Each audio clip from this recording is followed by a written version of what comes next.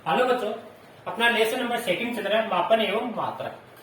तो इस चैप्टर में अपने जो भौतिक राशियां थी उन भौतिक राशियों की विमाएं एवं मात्रक उसके बारे में अध्ययन किया था। फिर उसके बाद में अपन भौतिक राशियां हैं इनके अनुप्रयोग पढ़े थे। एक मात्रक पद्धति को दूसरी में बदलना, सूत्र सत्यापित करना एवं सूत्र की सत्यता की जांच करना। इसके बाद में अपने जो वृहद एंड लघु दूरियां है उनके मापन एवं मात्रक उसका अध्ययन किया था तथा उसके बाद में अपन एरर त्रुटियां पढ़ी थी। त्रुटियां कितने प्रकार की होती है उनके बारे में देखा था और उसके बाद में अपन त्रुटियों का कॉम्बिनेशन संयोजन मानी गुणनफल, भागफल व घातांक के कारण देखी थी और लास्ट में उससे संबंधित अपने प्रॉब्लम सोल्व की थी। आज अपना लास्ट टॉपिक है इस चैप्टर का सार्थक अंक, जिसको अपन बोलते हैं सिग्निफिकेंट डिजिट। तो सबसे पहले अपन बच्चों ये देखेंगे सार्थक अंक किसे कहते हैं और सार्थक अंक क्या होते हैं। तो इससे संबंधित कुछ नियम है, वो नियमों के बारे में पढ़ेंगे और फिर इस पर आधारित कैसे क्वेश्चन आते हैं वो क्वेश्चन अपन देखेंगे। तो अपन टॉपिक लेते हैं सार्थक अंक, जिसको अपन बोलते हैं सिग्निफिकेंट डिजिट। सार्थक अंक किसे कहते हैं? सार्थक अंक बोलते हैं कोई भी भौतिक राशि है, किसी भौतिक राशि को शुद्ध रूप से व्यक्त करने के लिए जो मान काम में लिए जाते हैं वही क्या कहलाते हैं? सार्थक अंक। और किसी भौतिक राशि को शुद्ध रूप से व्यक्त करने वाले अंकों को किसी भौतिक राशि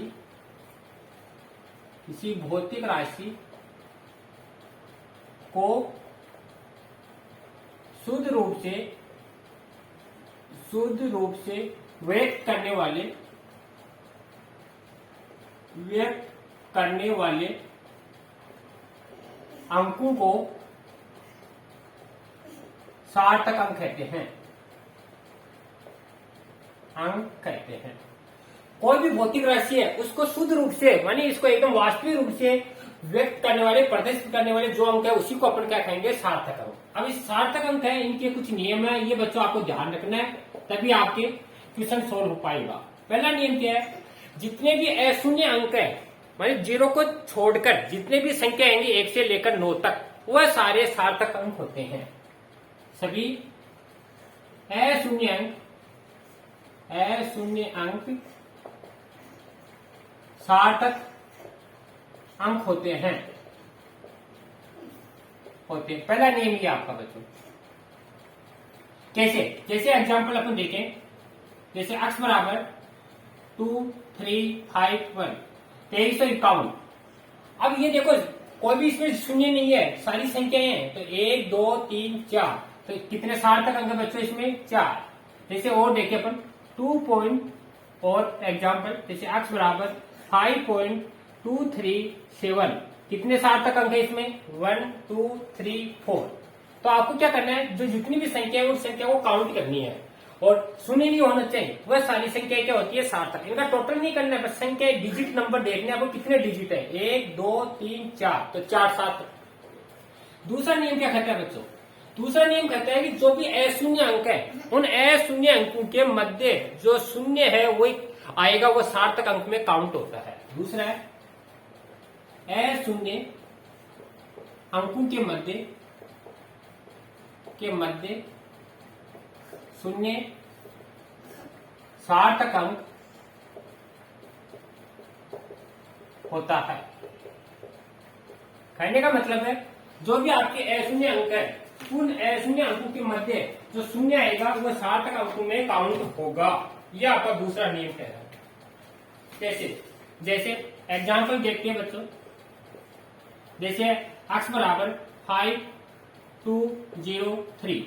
अब देखो ये दो अशून्य अंक है और इनके बीच में शून्य आ रहा है तो कितने सार्थक अंक हो गए? 1, 2, 3, 4 4 सार्थक अंक हो गए। और एग्जांपल देखिए, जैसे x बराबर 5560002 अब ये अशून्य अंक है, इसके बीच में शून्य आ रहे हैं तो ये काउंट होंगे 1, 2, 3, 4, 5, 6, 7 तो कितने सार्थक होंगे? 7।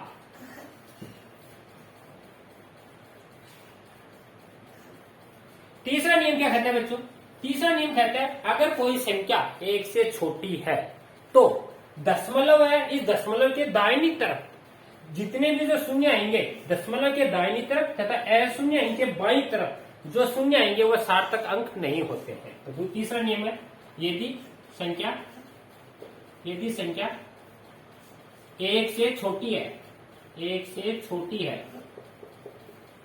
है तो दशमलव के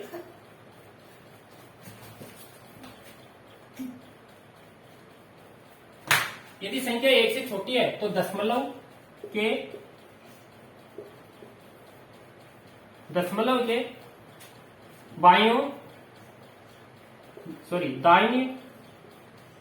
दाईं ओर तथा अशून्य अंक के बाईं ओर के शून्य सार्थक अंक नहीं होते हैं। यह आपका तीसरा नियम है बच्चों। क्या नियम है सुनो देखो। अगर कोई संख्या एक से छोटी है, कैसे सपोज करो ये है 0.0052, एक से छोटी हो गई तो दशमलव के दाहिनी तरफ आपको इधर चलना है, और अशून्य अंक है जो जिसमें शून्य न हो वो अशून्य अंक के बाईं तरफ आना आपको।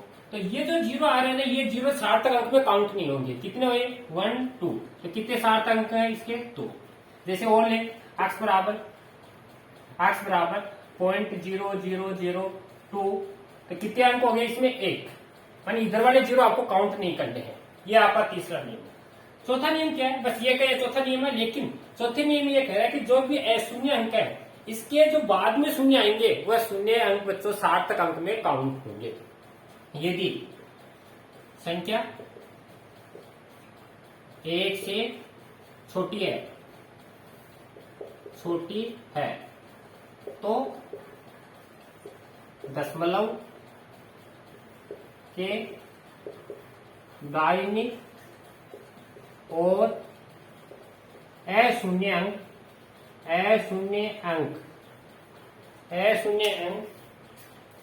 के दाईं ओर के शून्य सार्थक अंक होते हैं। कैसे बच्चों? मैंने अब की बार कह रहा है संख्या एक से छोटी है तो दशमलव के आपको दाईं तरफ जाना है। दाईं तरफ के बाद में जो अशून्य अंक आएंगे और अशून्य अंक के आगे जितने भी शून्य आएंगे वह सार्थक अंक में काउंट होंगे। कैसे एग्जाम्पल देखें, जैसे x बराबर बच्चों है 0.005000। अब आपको अभी बताया दशमलव के इधर वाले ये तो काउंट नहीं करने, ये जीरो नहीं काउंट करोगे, लेकिन इस अशून्य अंक के आगे के जितने भी शून्य आएंगे वह सारे काउंट होंगे। 1 2 3 4, कितने हो गए 4।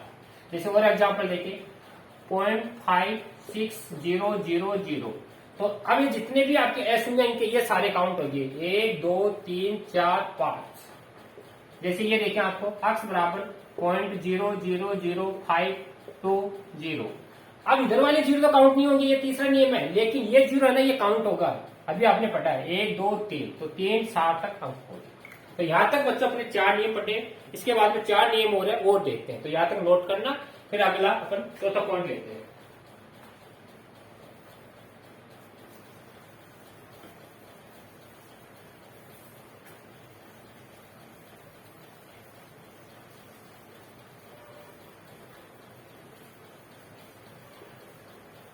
पांचवा नियम देखो क्या बच्चों। पांचवा नियम ये है, यदि संख्या एक से बड़ी है, अब की बात क्या कर रहा है, यदि संख्या एक से बड़ी है तो अशून्य अंक के दाहिनी तरफ जो भी शून्य होंगे वह सार्थक अंक नहीं होंगे। पांचवा नियम है, यदि संख्या एक से बड़ी है तो अशून्य अंक के दाहिनी ओर के शून्य सार्थक अंक नहीं होंगे। यह आपको बच्चों पांचवा नियम क्या है देखो। जैसे x बराबर मान लो आपको दे देगा 510। अब देखो 510 क्या एक से बड़ी है, तो ये जो जीरो आ रहा है ना ये सार्थक अंक में काउंट नहीं होगा। कितने होंगे इसमें 1 और 2, तो 2 सार्थक अंक होगा। और जैसे x बराबर जैसे 523000। अब 1 से बड़ी होगी तो ये जितने भी जीरो है ये काउंट नहीं होंगे, काउंट होगा 1 2 3। तो कितने सार्थक अंक होंगे बच्चों इसमें? 3 सार्थक अंक होंगे। छठा नियम क्या है? यदि संख्या ये संख्या आपकी बार किसी मापन के रूप में दे रखी है, मापन कैसे है? जैसे लंबाई है, द्रव्यमान है, समय है, तो ये जो इधर वाले जो शून्य है ये सार्थक अंक में काउंट होंगे। देखते हैं, यदि संख्या मापन के रूप में है, मापन के रूप में है तो शून्य सार्थक अंक होते हैं। कैसे? जैसे एग्जाम्पल देखिए अपन, x बराबर दे रखा है जैसे 510 मीटर, मापन के रूप में दे दिया ना, मीटर माने माप रहे हैं इसको। तो अब ये जो जीरो है ये काउंट होगा। अब कितने होंगे इसमें? 1 2 3। जैसे वो लिख लिया अपन, x बराबर 5000 kg, मापन के रूप में दे रखी है तो ये जीरो आप काउंट होंगे 1 2 3। कितने होंगे इसमें? सार्थक अंक बच्चों 3 होंगे। तो इस तरह अपन छठा नियम है। सातवां नियम क्या कर रहे हैं? अगर संख्या 10 के गुणांक के रूप में है तो 10 के जो गुणांक है वो सार्थक अंक में काउंट नहीं होते हैं। सातवां नियम है, यदि संख्या 10 की घात के रूप में है तो शून्य तो वे सार्थक अंक नहीं होते हैं, सार्थक अंक नहीं होते हैं। समझिए कैसे? जैसे जैसे आपको एग्जांपल दे रखा है, x बराबर 2.301 मल्टीप्लाई 10 की पावर 4। अब देखो बच्चों, ये 10 की पावर 4 है, ये कभी सार्थक अंक में काउंट नहीं करोगे, केवल ओनली संख्या 1 2 3 4। तो कितने सार्थक अंक? 4। x बराबर जैसे 512 मल्टीप्लाई 10 की पावर माइनस में 15। तो ये संख्या ना ये काउंट करोगे 1 2 3, तो 3 सार्थक अंक हो। ये आपका सातवां नियम था। आठवां नियम क्या है? यदि दशमलव की स्थिति बदल दे तो सार्थक अंक के मान में कोई परिवर्तन नहीं होता है। यदि दशमलव की स्थिति बदल दे तो सार्थक अंक के मान में कोई परिवर्तन नहीं होता है, कोई परिवर्तन नहीं होता है। यह आपको अगला है। मानिए आपकी बात, जैसे एग्जांपल देखिए अपन, x बराबर जैसे 5 2 3 4। कितने हैं बच्चों इसमें? सार्थक अंक 1 2 3 4, 4 सार्थक। अब अपन दशमलव यहां लगाते 5.234। तो कितने इसमें? 1 2 3 4।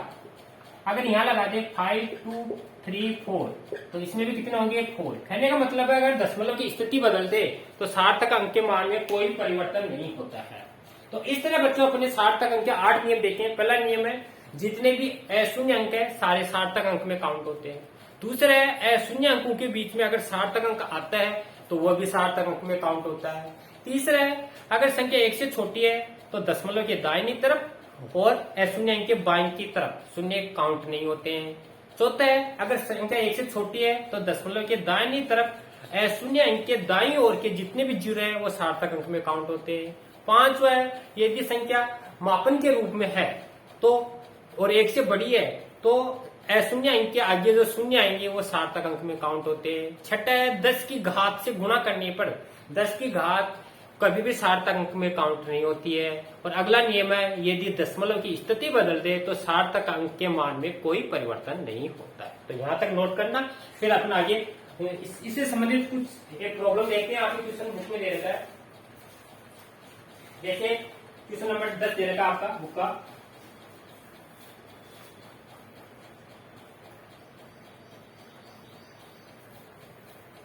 तो क्वेश्चन नंबर 10 दे रखा है, उसको देख के आपको बताने, मैंने आपके एग्जाम में ओनली क्वेश्चन आएगा और उस क्वेश्चन में आपसे सार्थक अंक पूछेगा, कितने सार्थक अंक है। तो उस क्वेश्चन को देख कर आपको सार्थक अंक बताने। जैसे क्वेश्चन है आपका क्वेश्चन नंबर 10 दे रखा आपकी बुक में। क्वेश्चन क्या कह रहा है कि सार्थक अंक बताओ। सार्थक अंक याद करो।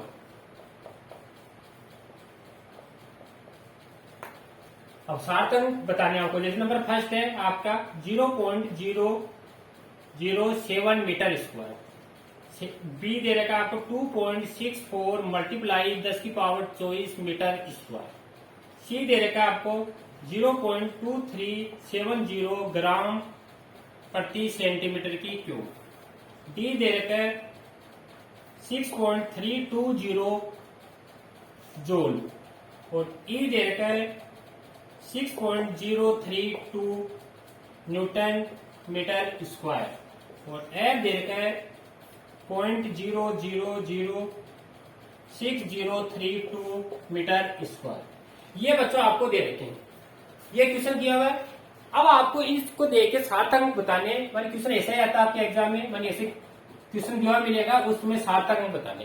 तो इसमें काउंट करो, देखो कितने, इधर वाले जीरो आपको काउंट नहीं होंगे, एक अंक है तो कितने सार्थक अंक होंगे, एक। इसमें देखो अभी बताया 10 की घात है, कभी भी सार्थक अंक में काउंट नहीं होती है। कितने अंक है, 1 2 3, तो कितने सार्थक अंक होंगे, 3। इसमें देखो अब ये संख्या मापन के रूप में दे रखी है ग्राम प्रति सेंटीमीटर, तो ये जीरो है सार्थक अंक में काउंट होगा, तो 1 2 3 4। अगला देखो ये भी मापन के रूप में है, तो ये भी शून्य काउंट होगा, 1 2 3 4, 4 सार्थक। इसमें देखो 1 2 3 4, इसमें भी 4 सार्थक। इसमें देखो 1 2 3 4, लेकिन एक से छोटी है, तो अब ये है ना, ये शून्य कभी भी सार्थक काउंट नहीं होंगे, तो 1 2 3 4, इसमें भी 4। तो इस तरह बच्चों आपके एग्जाम में क्वेश्चन आता है और उसमें आपसे सार्थक अंक पूछते हैं, तो इस तरह आपको डायरेक्ट आंसर देने हैं। तो ये तभी कर पाओगे जब आपको ये नियम याद है। नियम कभी एग्जाम में नहीं आएंगे, लेकिन क्वेश्चन सोल्व करने के लिए आपको नियमों का नॉलेज होना जरूरी है। इसके बाद में नेक्स्ट टॉपिक आता है अपना अंकों को पूर्णांकित करना, तो ये नोट करना। इसके आगे स्टार्ट करते हैं, अंकों को पूर्णांकित करना।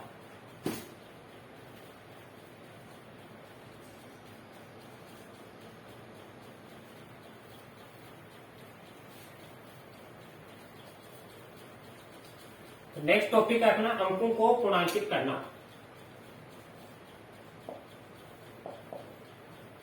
अंकों को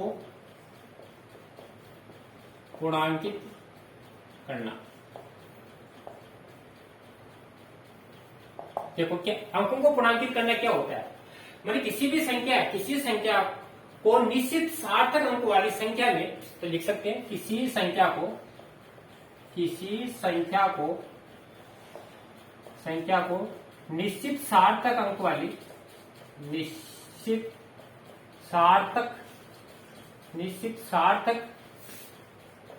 अंकों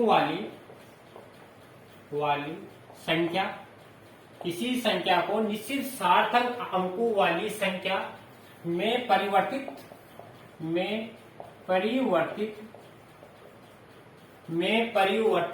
करने के लिए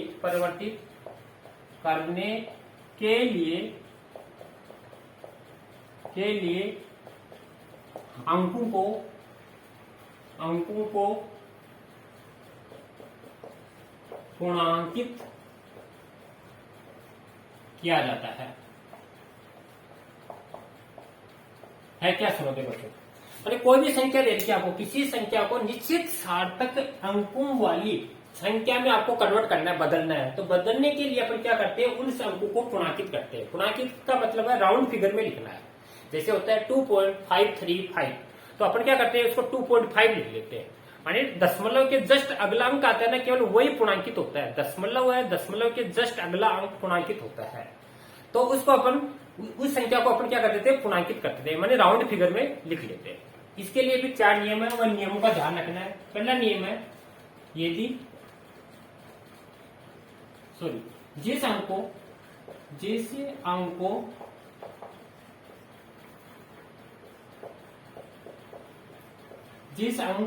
पूर्णांकित करना है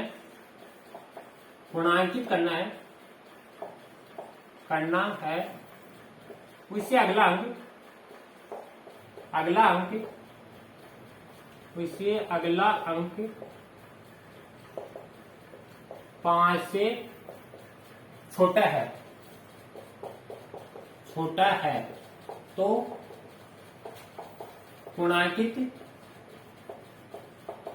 अंक के मान में कोई परिवर्तन नहीं होता है। तो ये बच्चों नियम है। पहला नियम क्या करना है, जिस अंक को बच्चों आपको पूर्णांकित करना है और उससे अगला अंक अगर 5 है, उससे अगला अंक 5 से छोटा है, छोटा का मतलब जैसे 1 2 3 4 ऐसी संख्या आ रही है, तो पूर्णांकित अंक के मान में कोई परिवर्तन नहीं होता। कैसे, जैसे क्वेश्चन आपके जैसे 5.6321। अब आपको दशमलव के जस्ट अगला अंक ये पूर्णांकित होता है। अब आपको नजर इस पर दौड़ानी है, अगर ये 5 से छोटा है तो इसके मान में कोई चेंज नहीं करना, ऐसे के ऐसा छूट देना। कैसे लिखोगे, 5.6। जैसे और क्वेश्चन दो आपको, जैसे और क्वेश्चन है 6.6431 अब इसको पूर्णांकित करना है और इस पर नजर दौड़ानी है। 5 से छोटा है तो कोई नो चेंज, 10.6 कर सकते हो। तो ये अपना पहला नियम था। दूसरा सेम ये का ये है, मतलब जिस अंक को पूर्णांकित करना है उससे अगला अंक 5 से अगर आपके पास बड़ा है, ये जो अंक है 5 से बड़ा है, तो पूर्णांकित अंक में एक की वृद्धि हो जाती है। तो आप ऐसा का ऐसा लिखना, मैं शॉर्ट में लिख देता हूं, यदि अंक 5 से बड़ा है तो पूर्णांकित अंक में एक की वृद्धि हो जाती है, यानी एक जोड़ देना बच्चों आपको। कैसे करोगे, जैसे x बराबर 5.7632। अब आपको इसको पूर्णांकित करना है और इस पर नजर दौड़ानी है। ये 5 से बड़ा है, 5 से बड़ा है तो इसमें एक क्या करोगे बच्चों, जोड़ दोगे। कैसे, इसको लिखोगे 5.8, ठीक है। जैसे ये आपका क्या नाम 6.9967।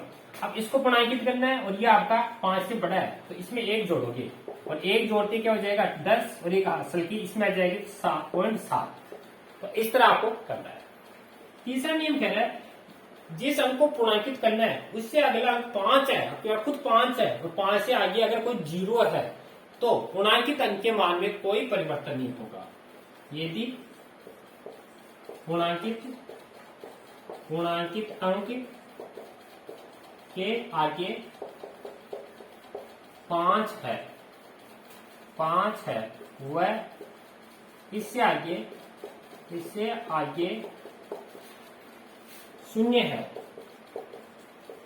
है तो पूर्णांकित अंक के मान में कोई परिवर्तन नहीं होता है। ये नियम है। क्या नियम है, देखो x बराबर आपको दे रखा है 5 2 5 और 0। अब इसको पूर्णांकित करना है, ये 5 है और 5 से आगे अगर 0 है तो इसमें कोई चेंज नहीं करोगे। क्या लिखोगे 5.2, ऐसा। और देखो x बराबर 9.95 और 0। अब ये 5 है, इसे आगे 0 है, इसको पूर्णांकित करना है। क्या लिखोगे 9.9। तो ये आपका था तीसरा नियम। अब 2 नियम और है और 2 नियम और दिखते हैं, पहले इसको नोट करना, इसके बाद 2 नियम और करते हैं।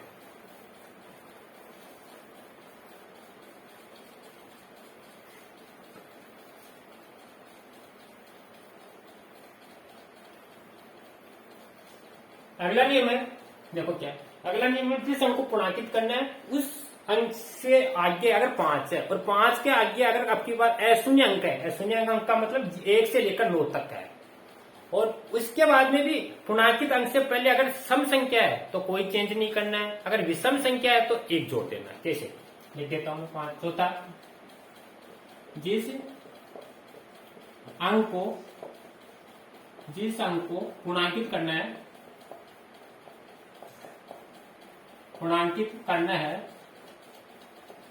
है उससे आगे 5 है वह 5 से आगे अशून्य अंक है। अशून्य अंक का मतलब 1 से लेकर 9 तक अशून्य अंक है तो पूर्णांकित अंक के मान में अब इसमें भी ध्यान रखना है, इसमें भी पहला ये ध्यान रखना है, अगर विषम है तो एक जोड़ना है। दूसरा है, अगर सम है तो कोई परिवर्तन नहीं करना है, कोई परिवर्तन नहीं करना है। कैसे? जैसे हम एग्जांपल देखते हैं, x बराबर 2 3 5 1। अब आपको इसको पूर्णांकित करना है। इससे अगला अंक 5 है और इसके आगे शून्य अंक है, तो इस विषम आ रहा है तो विषम आते ही इसमें एक जोड़ दोगे, क्या लिखोगे? 2.4। और देखो x बराबर 5 7 5 7 5 5। अब इसको पूर्णांकित करना है और ये आपका 5 है, 5 से आगे शून्य अंक है, तो इस 5 में आप क्या करोगे? एक जोड़ देंगे, 5.8 हो जाएगा। जैसे और देखें सम के लिए, x बराबर 6.653। अब इसको पूर्णांकित करना है, ये 5 है तो इस अंक में कोई परिवर्तन नहीं करोगे, 6.6। तो इस तरह बच्चों अपने अंकों को पूर्णांकित करने के 5 नियम देखें। पहला अंक, जिस अंक को पूर्णांकित करना है उससे जस्ट अगला अंक अगर 5 से छोटा है तो पूर्णांकित अंक के मान में कोई परिवर्तन नहीं करोगे। दूसरा नियम है, जिस अंक को पूर्णांकित करना है उससे अगला अंक 5 से बड़ा है तो पूर्णांकित अंक में 1 जोड़ दोगे। तीसरा नियम है, जिस अंक को पूर्णांकित करना है उससे अगला अंक 5 है और 5 से आगे शून्य है तो पूर्णांकित अंक में कोई परिवर्तन नहीं होगा। चौथा नियम है, जिस अंक को पूर्णांकित करना है उससे अगला अंक 5 है और 5 से आगे अशून्य अंक है और 5 से पहले अगर विषम है तो 1 जोड़ोगे और सम है तो नो चेंज। तो ये अपना था आज का टॉपिक और ये अपने इस चैप्टर का लास्ट टॉपिक था, इसलिए साथ ये चैप्टर कंप्लीट है। अब इस पर संबंधित कुछ क्वेश्चन है वो अपन न्यूमेरिकल क्वेश्चन करते हैं। एग्जाम में किस तरह के क्वेश्चन पूछे जाते हैं वो अपन देखते हैं। देखो जैसे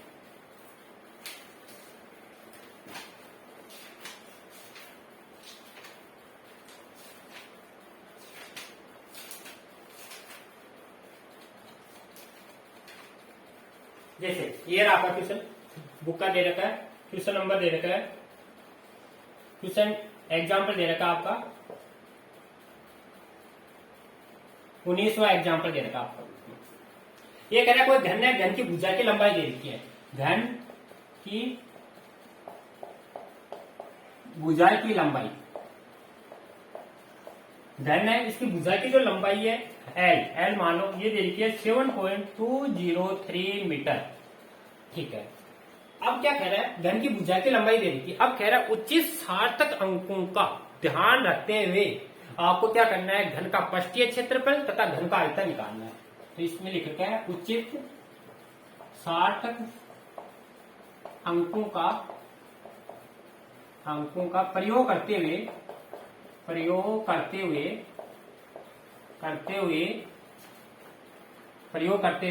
सार्थक करते हुए पृष्ठीय क्षेत्रफल व आयतन ज्ञात करो। देखो कैसे करोगे बच्चों, इसका सॉल्यूशन देखते हैं। आपको लंबाई दे रखी है घन की, कितनी दे रखी है? 7.203 मीटर। सबसे पहले आपको क्या करना है? जो भी क्वेश्चन दे रखा है उसमें कम से कम सार्थक अंक देखने, कितने सार्थक अंक है उतने ही अपने आंसर में सार्थक अंक आने चाहिए। इसमें देखो 1 2 3 4, कितने सार्थक अंक है? 4। तो अपने आंसर में भी बच्चों 4 ही सार्थक अंक आने चाहिए।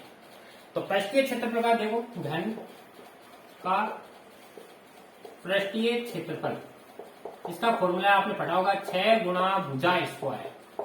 ये बच्चों आपको आता होगा। तो 6 गुणा भुजा स्क्वायर 7.23 का होल स्क्वायर, या इसको लिख सकते हैं 6 मल्टीप्लाई 7.203 मल्टीप्लाई 7.203। अब इन तीनों का आप आपस में मल्टीप्लिकेशन करोगे, तो इसका मान आएगा 311.29973। आगे क्या है? मीटर है तो मीटर की स्क्वायर, ये आएगा। इसको मल्टीप्लिकेशन करोगे। अब अपना ये आंसर नहीं है, आंसर में कितने अपने 4 सार्थक अंक है तो 4 ही आने चाहिए। तो 1 2 इधर से आप लोगे 1 2 3 और 4 यानी यहां तक आएगा। अब ये भी डायरेक्ट नहीं लिख सकते, ये 2 है, इससे अगला 5 से बड़ा है, तो इसमें 1 वर्ग कर दोगे, तो 1.3 मीटर स्क्वायर, ये इसका आंसर होगा। अब इसमें देखो 4 सात अंक है और इसको अपने पुनरावृत्त भी कर दिया, तो एक तो ऐसे निकालना है, ये पहला भाग है इसका। दूसरा है इसका आयतन। आयतन आयतन कैसे निकालोगे? आयतन होता है भुजा की क्यूब, भुजा की क्यूब। इसको लिखोगे, भुजा अपन को ये दे रखी है 7.203 मल्टीप्लाई 7.203 मल्टीप्लाई 7.203, 3 संख्या है। तीनों का जब जो आप मल्टीप्लीकेशन करोगे, मल्टीप्लीकेशन करने पर आपका आएगा 373.713 मीटर की क्यूब। इसको मल्टीप्लीकेशन करना। अब देखो अपने प्रश्न में 4 सात तक अंक थे, उत्तर में भी 4 आने चाहिए, तो 1 2 3 4 यहां तक आएगा। लेकिन ये जो 7 है, इसको देख के इसको पुनरांकित करना है, ये 5 से छोटा है, तो इसमें कोई चेंज नहीं होगा, तो आंसर क्या आएगा 373.7 मीटर की क्यूब। तो इस तरह बच्चों आपको क्वेश्चन सोल्व करना है। सबसे पहले क्वेश्चन में 7 तक अंक देखने हैं, फिर फॉर्मूले में रखना है, और आंसर में भी उतने ही 7 तक अंक आने चाहिए। तो ये क्वेश्चन था। इसके बाद में एक क्वेश्चन और दे रखा है आपका, एग्जाम्पल दे रखा है। क्वेश्चन क्या है? क्वेश्चन दे रखा है कोई पदार्थ है, पदार्थ का द्रव्यमान दे रखा है m, पदार्थ का द्रव्यमान दे रखा है 5.74 ग्राम, और उसका जो आयतन है, वॉल्यूम, आयतन दे रखा है बच्चों 1.2 सेंटीमीटर की क्यूब। ये आपको दे रखा है, द्रव्यमान दे रखा है, आयतन दे रखा है। तो ये कह रहा है उच्च सार्थक अंकों का ध्यान रखते हुए घनत्व ज्ञात करो। घनत्व ज्ञात करना, घनत्व का सूत्र होता है बच्चों द्रव्यमान बटा आयतन। आयतन। अब प्रश्न में आपको देखना है, इसमें देखो कितने सार्थक अंक है, 1 2 3, इसमें 3 है, इसमें कितने 1 2। आपको मैंने बताया था कि कम से कम जितने सार्थक अंक है, कम से कम कितने 2, तो आंसर में भी 2 ही सार्थक अंक आने चाहिए। अब अपने पास फॉर्मूला है, रख दो इसमें 5.74 अपॉन में 1.2। तो इसका जो आप डिवाइडेशन करोगे, तो डिवाइडेशन करने पर आएगा 4.783 ग्राम अपॉन में सेंटीमीटर की क्यूब। इसको डिवाइड करना, डिवाइड करने पर आएगा। अब ये आंसर नहीं है अपने, अब आंसर क्या आएंगे? आंसर में भी 2 आने चाहिए, तो ये 2 वर्ड, लेकिन ये 7 है, इससे आगे वाला 5 से बड़ा है, तो इसमें 1 जुड़ जाएगा। आंसर क्या आएगा 4.8 ग्राम अपॉन में सेंटीमीटर की क्यूब। तो इस तरह आपको बच्चों जो भी क्वेश्चन है, मैंने एग्जाम में इसी तरह के क्वेश्चन पूछे जाते हैं, इस तरह आपको सॉल्यूशन करना है। तो ये अपना था चैप्टर मापन एवं मात्रक। इससे संबंधित अपने जितने भी टॉपिक थे उनका सॉल्यूशन किया, और अपने जो पाठ्य पुस्तक के क्वेश्चन है उनका सॉल्यूशन किया, और जो कोई बाकी है वो आप करना, और अगर प्रॉब्लम हो तो आप और कंसल्ट करना। इसके बाद में अपन अगले वीडियो में नेक्स्ट चैप्टर स्टार्ट करेंगे। थैंक यू बच्चों।